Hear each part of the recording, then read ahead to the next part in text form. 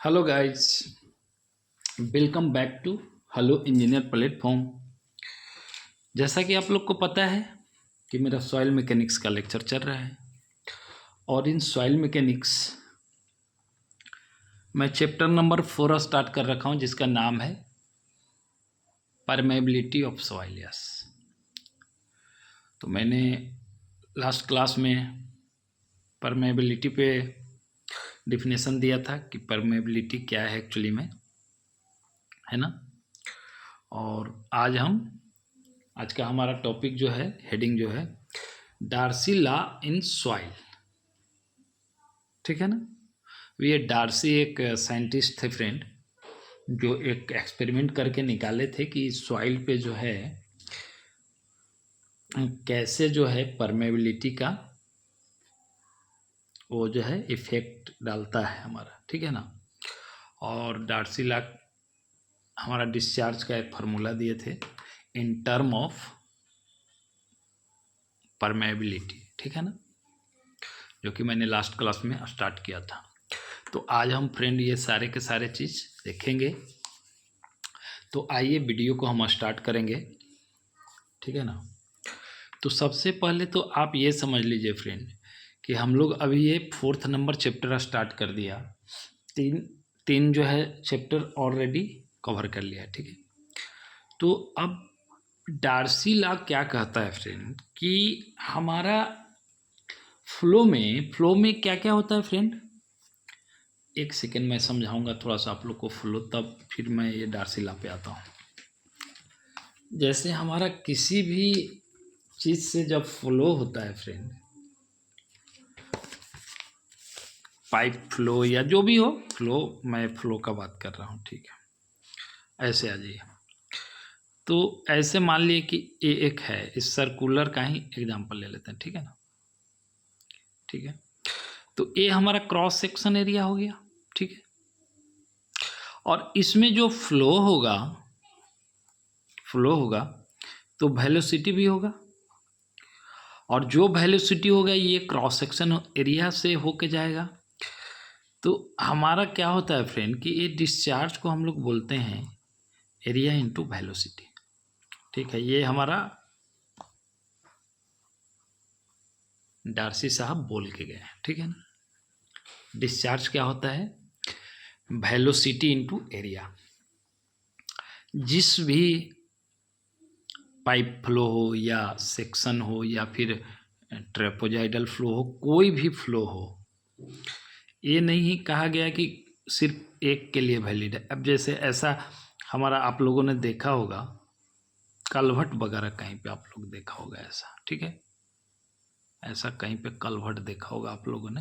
ठीक है ना। हाँ, ऐसा कलभट, तो ये ट्रेपोजाइडल कलभट हो गया। ठीक है, तो अब जो है इसमें कितना पानी डिस्चार्ज होता है फ्रेंड, या हो सकता है इसका कैपेसिटी डिस्चार्ज निकालने के लिए हम लोग क्या करेंगे कि इसमें जो वेलोसिटी है वो और इसका ये वाला क्रॉस सेक्शनल एरिया ले लेंगे। समझ गए। या फिर पाइप फ्लो के केस में भी वही मैं बोला, cross section area into velocity discharge. दिख पा रहा है आप लोग को। हाँ, ये वाला, ये cross section area into discharge जो है, वेलोसिटी जो है हमारा डिस्चार्ज दे देगा। पाइप फ्लो के भी केस में cross section area into velocity discharge दे देगा। अब आप रेक्टेंगल कह लो, ट्रेपोजाइडल कह लो, जो भी आप क्रॉस सेक्शन, जैसे हमारा रिवर वगैरह का क्रॉस सेक्शन इसी टाइप का होता है। रिवर हमारा कैसा होता है फ्रेंड, ऐसा तो होता है ना। रिवर का तो हमारा ऐसा ही तो होता है, बैंक रिवर ऐसा होता है ट्रेपोजाइडल जैसा। ठीक है, ये मतलब मैं एक क्रॉस सेक्शन दिखा रहा हूँ। ये ऐसे ऐसे चल के जा रहा है, मतलब ये इधर से आ रहा है ऐसे, ये नदी जो है इधर से चल के आ रहा है। ये आगे का क्रॉस सेक्शन दिखा दिया। तो ये जो है रिवर का, ये हमारा ये फ्लो हो रहा है। ठीक है, तो अब जो है मान लिए कि मुझे पता करना है कि इस नदी में कितना पानी जा रहा है पर सेकेंड या पर मिनट या जो भी हो। तो हम लोग क्या बोलेंगे कि ये क्रॉस सेक्शनल एरिया ले लो और जितना वेलोसिटी है वेलोसिटी माप लेंगे, और डिस्चार्ज कितना फ्लो हो रहा है वो मुझे मिल जाएगा एरिया इनटू वेलोसिटी, वेलोसिटी माप लेंगे और ये क्रॉस सेक्शनल एरिया निकाल लेंगे, तो हमारा डिस्चार्ज। तो अब आप समझ गए होंगे कि discharge equal to velocity into cross sectional area. तो फ्रेंड ठीक है। तो अब आ जाइए, डार्सी साहब ने क्या बोला है, डार्सी साहब ने क्या बोला है फ्रेंड, कि ये जो हमारा एक्सपेरिमेंट जो वैलिड जो है, डार्सी साहब बोला है, देखिए मैं जब फ्लूइड मैकेनिक्स पढ़ाऊंगा कुछ चीज़ें मैं यहाँ पे आपको वो कर देता हूँ, कुछ चीज़ें मैं यहाँ पे आप लोग को वो कर देता हूँ, बोल के जाता हूँ। ये यहाँ पे अभी हम सारे चीज़ को पढ़ा नहीं रहे हैं, अभी लेमिनार फ्लो क्या है, होमोजेनियस क्या है, सैचुरेटेड तो यहाँ पे पढ़ाया है। ये सारे के सारे चीज़ जो हैं जब मैं फ्लूइड मैकेनिक्स पढ़ाऊंगा तो वहाँ पे समझ में आएगा कि लेमिनार फ्लो किसको कहते हैं, होमोजेनियस क्या होता है।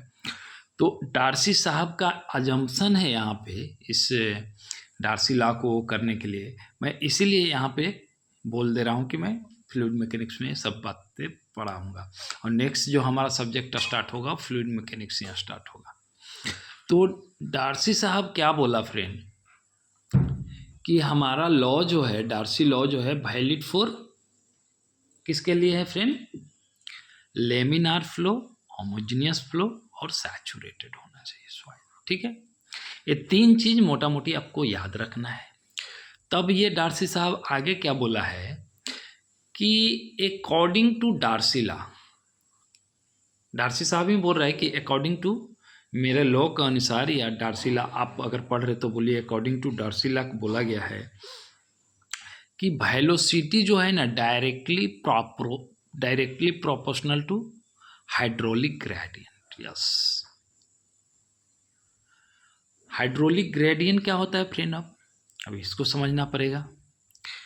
तो वेलोसिटी तो आपको पता है, बचपन से पढ़ते आ रहे हैं। अब हो गया हाइड्रोलिक ग्रेडियंट क्या है।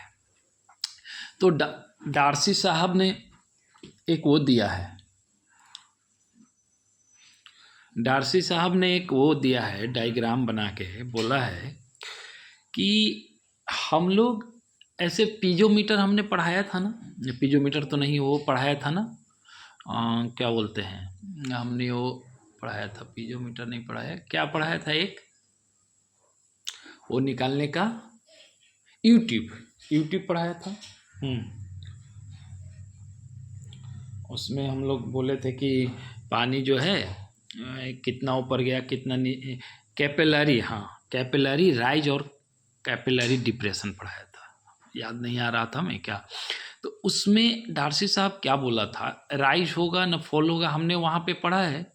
तो डार्सी साहब एक डायग्राम बना के दिया है कि एक पंप है, ठीक है ना, ये पंप है, ये देख लीजिए, इसका जो है क्रॉस सेक्शनल एरिया ए है, ठीक है। अभी जो हमारा क्या है फ्रेंड, कि इस पंप के द्वारा हम लोग पानी जो है इन करते हैं और एक छोर पे आउट करते हैं, मतलब इधर से डिस्चार्ज जो है पानी आ रहा है और इधर से जो है पानी आउट हो रहा है। तो अब हम लोगों ने क्या देखा, दोनों ही छोर पे एक वो लगा दिया हम लोग, पीजोमीटर, ठीक है ना, पीजोमीटर कह लीजिए, या जो हमने पढ़ाया था ना, कैपिलरी राइज होगा पीजोमीटर यहाँ लगाने के बाद। तो हमने क्या किया है कि एक ये हो गया और एक ये हो गया एंड, ये इनिशियल एंड, ये फाइनल एंड। इन्होंने क्या बोला कि यहाँ पे भी वो लगा दीजिए एक पीजोमीटर, और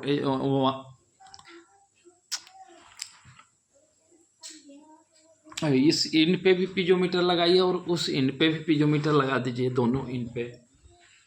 तो दोनों एंड पे जब पीजोमीटर लगा देंगे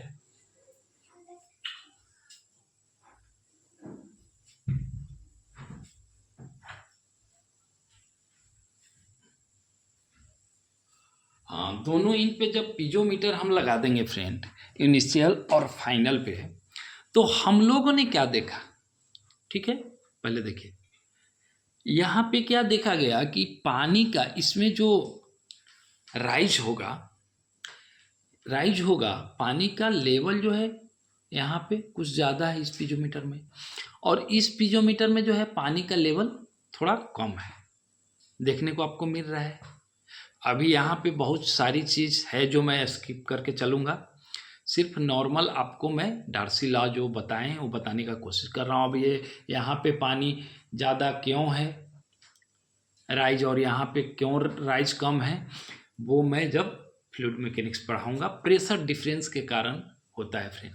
तो उन्होंने क्या बोला फ्रेंड कि यहाँ से पानी गया और यहाँ से पानी निकला, तो जब पानी यहाँ पर था तो यहाँ पे प्रेशर ज़्यादा था, जब धीरे धीरे पानी यहाँ निकला तो प्रेशर कम है। वो कैसे होता है वो सब मैं फ्लूइड मैकेनिक्स में पढ़ाऊँगा तो बताऊँगा। अभी बस जो हमको देखना है एक चीज़ वो उसके लिए, तो यहाँ पे क्या है फ्रेंड कि हाइट ऑफ ये राइज इन और यहाँ पे हाइट ऑफ आउट, यहाँ पे जब पीजोमीटर लगाए तो आउट हो रहा है उस छोर का इतना हाइट है, और जो यहाँ पे लगाए हैं तो इन छोर का जो है यहाँ पे इन कर रहा है वहाँ का हाइट ले लिया। अब हम क्या देखे हैं फ्रेंड, पीजोमीटर जब दोनों पीजोमीटर का तो ये सेम ही है लंबाई, ठीक है ना, ट्यूब तो सेम ही होगा। तो हमने क्या देखा कि कुछ जो है इन और आउट दोनों के बीच का पीजोमीटर का बीच का कुछ डिफरेंस है हाइट में। तो कितना डिफरेंस है वो चेंज इन हाइट बोल दिया या डेल्टा एच बोल दिया। आपको दिख पा रहा होगा कि यहाँ पे पानी यहाँ तक है, यहाँ पे पानी, तो ये दोनों के बीच का जो डिफरेंस है वो चेंज इन हाइट हो गया, ठीक है। कैसे हो रहा है, यहाँ पे बहुत सारा चीज़ जो है फ्लूइड मैकेनिक्स से लिया गया है, वो मैं वहाँ पे बताऊँगा। बस खाली आप ये वाला देख लीजिए कि इसमें पानी यहाँ तक है राइज हुआ है, इसमें यहाँ तक हुआ है, तो डिफरेंस कितना है भाई, तो ये इतना पानी का डिफरेंस हमारा है, ठीक है ना, तो हो गया डेल्टा एच, ठीक है। अब डार्सी साहब पे आ जाइए, ठीक है। अब डार्सी साहब क्या बोला कि according to my theory velocity is directly proportional to hydraulic gradient. तो हाइड्रोलिक ग्रेडियंट क्या कहता है friend, hydraulic gradient equal to क्या हो जाएगा, आई को हम लोग सिंबल देते हैं, आई से सिंबल देते हैं हाइड्रोलिक ग्रेडियंट को, ठीक है ना। तो I equal to where I equal to क्या बोल दिए वो कि ये देखिए, और ये हमारा पंप का लेंथ है, मैंने बोला ना कि ये इनिशियल एंड है ये फाइनल एंड है, तो कुछ तो लेंथ होगा ना पंप का, ठीक है ना।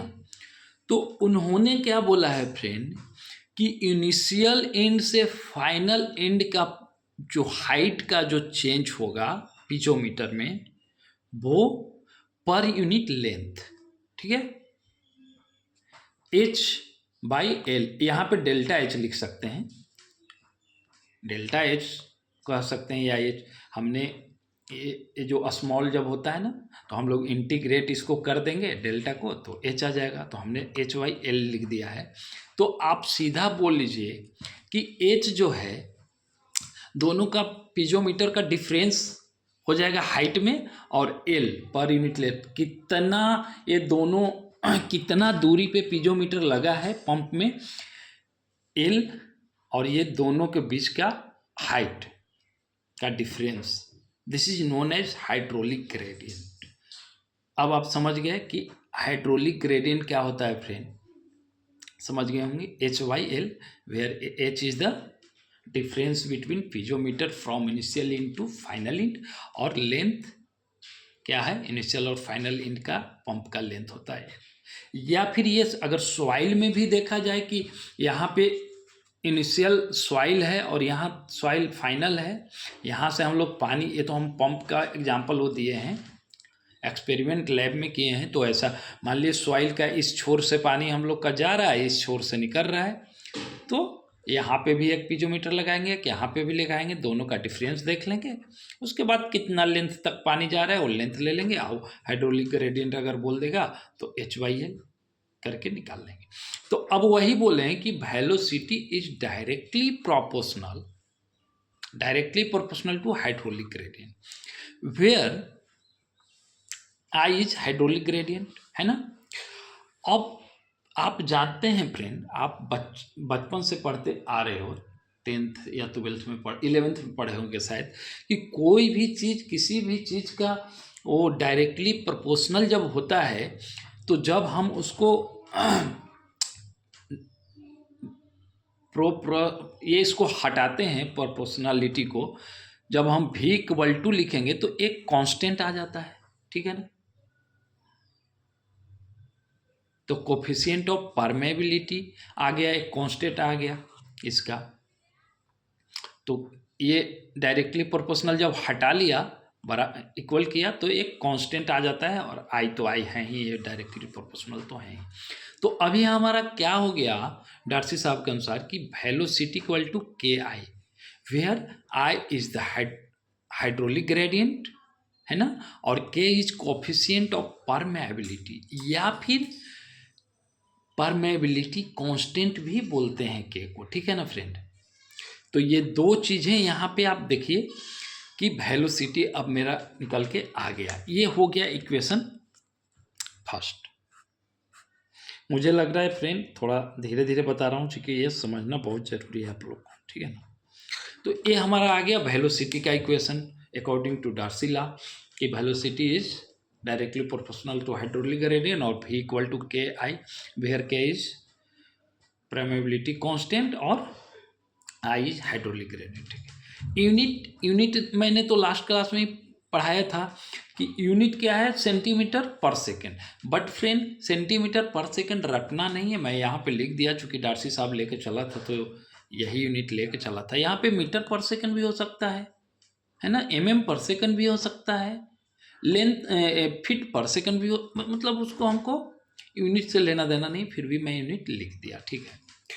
अब आ जाइए, जब अब हमारा वेलोसिटी निकल गया, तो एक्चुअली में हम लोग वेलोसिटी तो नहीं मापना चाह रहे हैं, हम लोग मापना चाह रहे हैं डिस्चार्ज, पानी कितना फ्लो कर रहा है इस पंप से, ठीक है ना। इस पंप से पानी कितना फ्लो कर रहा है, वही तो हम मापना चाह रहे हैं, डिस्चार्ज ये क्यों। तो अब आ जाइए, अब डार्सी साहब क्या बोला कि हम थोड़ी देर पहले समझाएं कि किसी भी क्रॉस सेक्शन एरिया से जो हमारा जो पानी जा रहा है, तो डिस्चार्ज का फार्मूला हमने बताया कि velocity into cross section area. तो अब ये देख लीजिए, discharge equal to therefore discharge equal to cross section area into velocity, ये क्रॉस सेक्शन एरिया हो गया, और इसमें जो वेलोसिटी भी जो जा रहा है पानी वो हो गया, भी लिखिए, अगर दिक्कत हो रहा हो तो आप भी यहाँ पे लिख लीजिए, ठीक है। और पानी इधर से आ रहा है, इधर जा रहा है, तो वेलोसिटी तो कुछ होगा, तो ये क्रॉस सेक्शन एरिया से मल्टीप्लाई कर देंगे वेलोसिटी का, तो यहाँ पे डिस्चार्ज दे देगा। तो वही Q = N/V, और वेयर V = हमने क्या निकाल कर आया है, according to from equation first, ठीक है, फ्रॉम इक्वेशन फर्स्ट, ठीक है। तो इक्वेशन फर्स्ट से हमने KI निकाल के लाया था, तो KI हो गया, और ये एज इट इज रह गया ये। तो अब हमारा जो फार्मूला आ गया फ्रेंड डिस्चार्ज का according to Darcy law, Q = KIA, ठीक है, where Q is a discharge. अभी डिस्चार्ज का यूनिट क्या होता है, ये सब क्या होता है मैं बताऊंगा बाद में, अभी यहाँ आपको ज़रूरत नहीं है, सिर्फ पढ़िए।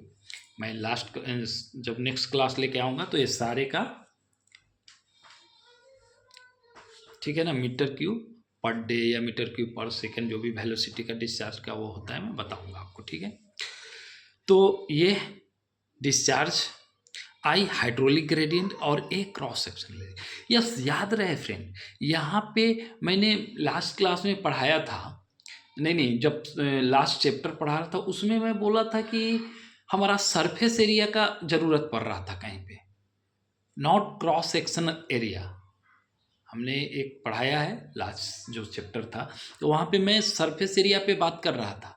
मैं बोला भी था कि किसी भी चीज़ का क्रॉस सेक्शन एरिया भी होता है और उसका सरफेस एरिया भी होता है, बट हम किधर से लोड दे रहे हैं, तो लोड जिस डायरेक्शन से दे रहे थे उसको हम लोग सरफेस एरिया बोल दे रहा था। बाकी अदर साइड में जिसमें लोड नहीं दे रहे थे उसको हम लोग बोल रहा था क्रॉस सेक्शन एरिया। बट अब यहाँ पे खेला चेंज हो गया, अब यहाँ पे हम लोग क्रॉस सेक्शन एरिया का बात करेंगे, सरफेस एरिया से हमको मतलब नहीं है। वहाँ पे क्रॉस सेक्शन एरिया से मतलब नहीं था, सरफेस एरिया से मतलब था। तो आपको ये याद रहे कि क्रॉस सेक्शन एरिया का बात कर रहे हैं फ्रेंड।